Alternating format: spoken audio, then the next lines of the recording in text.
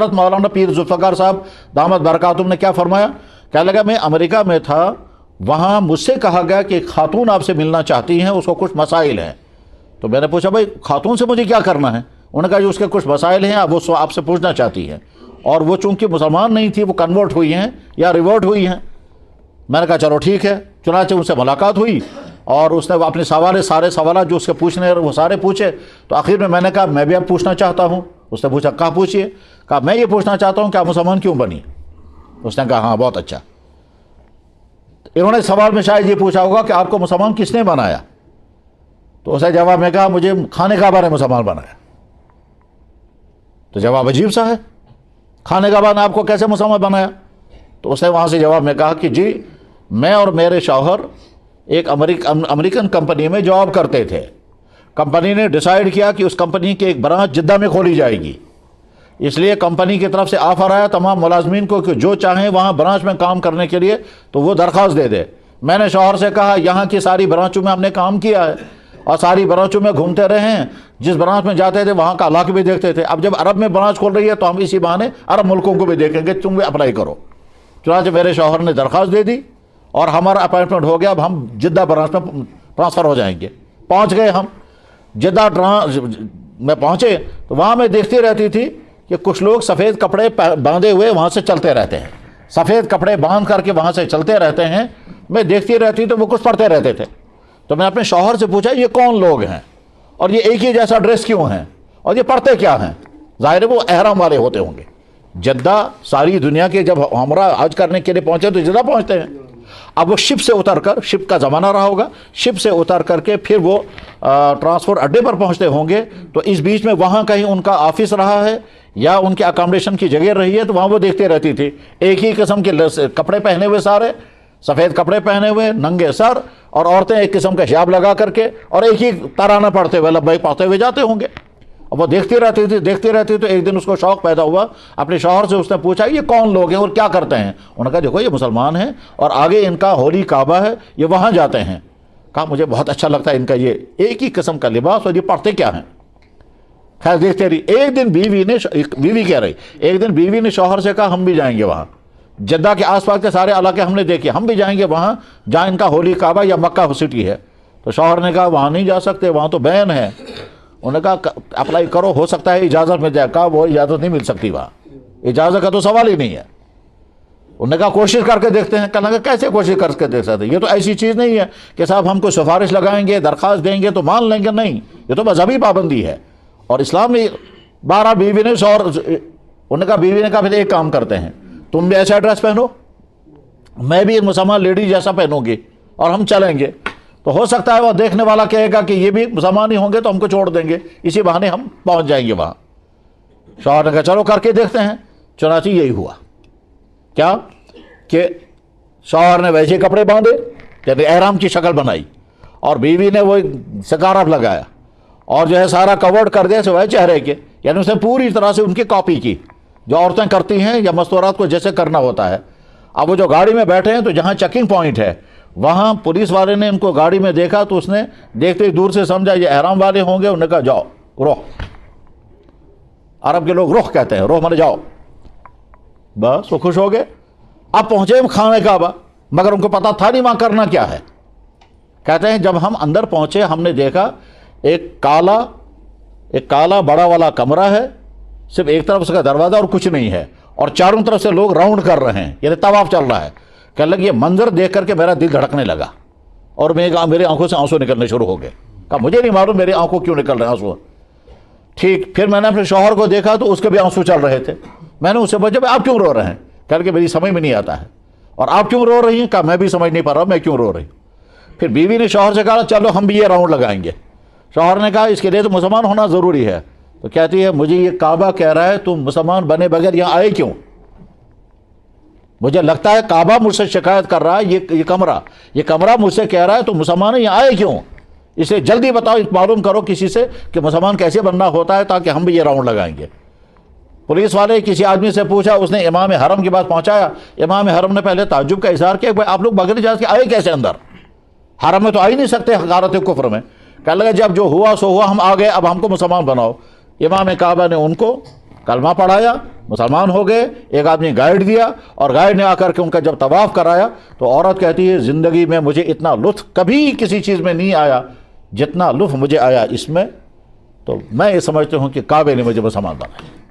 عام طور پر لوگ گھبراتے ہیں موت کے نام سے، حالانکہ موت کا تعلق کسی بیماری کے ساتھ نہیں ہے، کسی کینسر کے ساتھ نہیں ہے، کسی ایکسیڈنٹ کے ساتھ نہیں ہے، موت کا تعلق ٹائم کے ساتھ ہے۔ جب ٹائم آئے گا تو انسان کو جانا ہے، چاہے وجہ کچھ بھی نہ ہو، اور اگر ٹائم نہیں آیا ہے تو انسان نہیں جائے گا چاہے 10 وجہ کیوں نہ ہو۔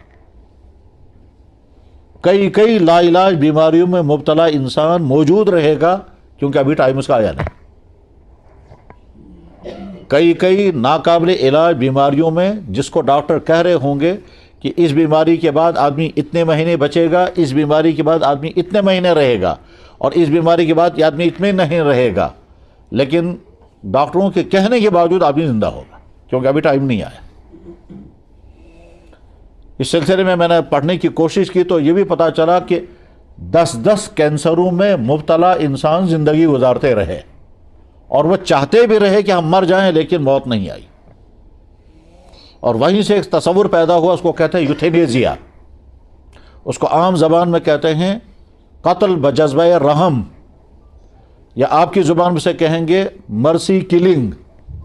ایک ایسا بیمار کہ جو بیمار اب قابل علاج نہیں ہے اور وہ اپنی بیماری سے تنگ آ چکا ہے، اس کے گھر والے بھی چاہتے ہیں کہ یہ مر جائے، تو کیا ہم اس کو ایک ایسا انجیکشن دے سکتے ہیں جس کے بعد اس کی زندگی کا خاتمہ ہو جائے اور اس تکلیف سے نکل جائے اور بہت آرام کے ساتھ وہ مرے گا؟ یا مثلا اس کو آسان طریقہ ہے، اس کو کہیں سے چھید لگانی ہے رگ میں اور خون نکلتا رہے گا، ایسا ایسا نکل کے سارا خون نکل جائے گا اور مر جائے گا، کر سکتے ہیں یا نہیں؟ یہ سوال وہی سے پیدا ہوا کہ لا علاج بیماریوں میں مبتلا انسان بہت پریشان حال ہوتے ہیں، اس لیے وہ خود چاہتے ہیں ہماری موت آ جائے۔ تو خیر یوتھینیزیا یا مرسی کلنگ یا قتل بجذبہ رحم کا فیصلہ کیا ہوگا وہ ہمیں ابھی نہیں سنانا ہے، نقطہ یہ سمجھنا ہے کہ دنیا میں کسی انسان کو نہیں معلوم ہے کہ موت کب آئے گی۔ اس کا تعلق بڑھاپے کے ساتھ بھی نہیں ہے، اس کا تعلق جوانی کے ساتھ بھی ہو سکتا ہے، بس اللہ نے ٹائمنگ ہر ایک کے لیے لکھی ہے اور وہ ٹائم انسان کو پورا کرنا ہے، اور وہ معلوم بھی نہیں کسی کو۔ تو لہذا ایسا ہو سکتا ہے کہ جیسے سال گزشتہ بہت سارے اللہ کے بندے رہے ہوں گے جو رمضان گزار رہے تھے اور آج نہیں ہیں، یہ بھی ہو سکتا ہے کہ ہم میں سے کوئی جس کے مقدر میں اللہ نے لکھا ہوگا زندگی کا خاتمہ تو اگلے سال رمضان میں نہیں ہوگا۔ جناب رسول اللہ صلی اللہ علیہ وسلم نے حجۃ الوداع میں مینا کے میدان میں اہم خطاب کے دوران یہ بھی فرمایا کہ اب اس میدان میں اگلے سال میری تم سے ملاقات نہیں ہوگی، مینا کے میدان میں اگلے سال تم ہوں گے، میں نہیں ہوں گا۔ تو اب جب یہ رمضان مبارک کے مقدس ایام ہم گزار رہے ہیں تو اس پر بہت تفصیل سے گفتگو سارے امام کرتے ہیں، ہر جمعہ میں ہوتی ہے، بیانات ہوتے ہیں۔ آج تو میڈیا کا زمانہ ہے، میڈیا میں بے شمار ساری چیزیں سامنے آتی ہیں، تو مفصل گفتگو کرنے کی ضرورت اگرچہ ہے، انشاءاللہ تھوڑی سی گفتگو نماز کے بعد ہوگی۔ اب ہمارے پاس ٹھیک اس وقت 15 منٹ ہیں، ان 15 منٹوں میں کیونکہ یہاں کا شیڈول جو ہے وہ یہ کہ ٹھیک 1 بجے اذان ہوتی ہے تو 15 منٹ گفتگو ہوگی، پھر جب جمعے کی اذان ہوگی، اس کے بعد پھر جمعے کی سنتیں پڑھی جائیں گی، پھر دوسری اذان ہوگی، پھر جمعے کی نماز ہوگی، جمعے کی نماز کے بعد پھر تھوڑا سا خطاب ہوگا جس میں بیٹھنے کا موقع جن کو فرصت ہوگی وہ تشریف رکھیں گے۔ حضرات، اللہ تعالیٰ شانہ نے جس چیز کا بھی حکم دیا کرنے کا یا بچنے کا، اس کے پیچھے بڑا فلسفہ ہوتا ہے، بڑی حکمتیں ہوتی ہیں، بڑے راز چھپے ہوئے ہوتے ہیں، عجیب عجیب قسم کے اسرار ہوتے ہیں اور بے شمار فائدے ہوتے ہیں، کیونکہ اللہ حکیم ہے، اللہ رحیم ہے، حکیم بھی اور رحیم بھی۔ انسان کے پیدا کرنے والے انسان کے جسم کے سارے تقاضوں سے وہ تقاضے اللہ ہی نے پیدا کیے ہیں، اس لیے جب بھی اللہ تعالیٰ شانہ کسی چیز کا حکم دیں گے اس کے پیچھے نہ جانے کتنی مصلحتیں ہوں گی، اور جن چیزوں کے متعلق فرمایا کہ اسے دور رہو اس میں بھی نہ جانے کتنے مصلحتیں ہوں گی، چاہے انسان کو سمجھ میں آئیں یا نہ آئیں۔ اور آگے جتنا علم بڑھتا جاتا ہے حکمتیں سامنے آتی رہتی ہیں۔ اللہ کے دیے ہوئے احکام کی 2 قسمیں ہیں، کچھ احکام وہ ہے جن کے کرنے کا حکم ہے اور کچھ وہ ہیں جن میں بچنے کا حکم ہے۔ ماں باپ کی خدمت کرنے کو لازم کیا گیا، ان کی نافرمانی کو حرام کیا گیا۔ نماز پڑھنے کو لازم کیا گیا، نماز چھوڑنے کو حرام کیا گیا۔ سچ بولنا لازم کیا گیا، جھوٹ بولنا حرام کر دیا گیا، سارے لکوڈ حلال کر دیے گئے، شراب کو حرام کر دیا گیا، کمائی کے سارے طریقے جائز ہیں، سود ناجائز ہے، رشوت ناجائز ہے، فراڈ کر کے پیسہ کمانا ناجائز ہے، دھوکہ ناجائز ہے، چوری ناجائز ہے، نکاح کر کے پرائیویٹ زندگی گزارنا جائز ہی نہیں، مستحسن پسندیدہ بلکہ حکم ہے، لیکن اپنی جنسی ضرورت غلط جگہ پر پورا کرنے کو حرام کر دیا۔